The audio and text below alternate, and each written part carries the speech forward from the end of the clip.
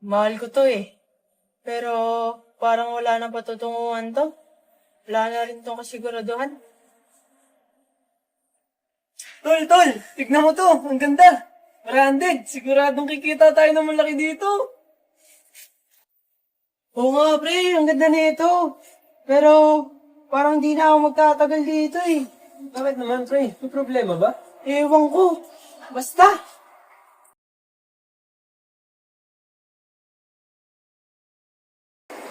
Hindi ko alam pero bakit parang ayaw ko na.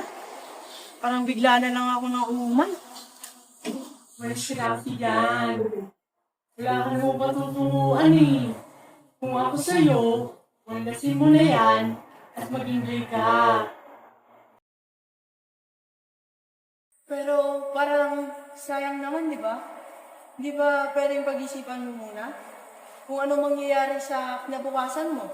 Kung bigla ka na lang aayaw. Sino ka? Oo, tauhan. Ako si Eve.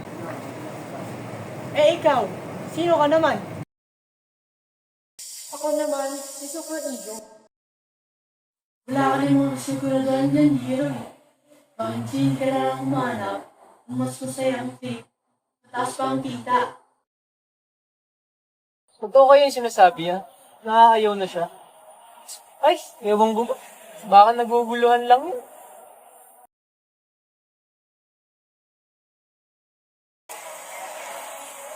Eh, may sasabihin lang ako sa'yo. Huling araw ko na to eh. Iiwan ko na to. Ha? Ano ibig sabihin mo, pare? Iiwan ko na to. Wala naman kasi talaga patutunguhan to. Nahanap na lang ako ng magandang bagong trabaho.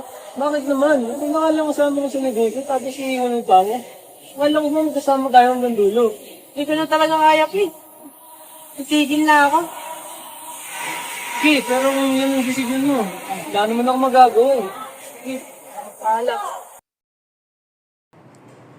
Nakapasa na ako sa exam.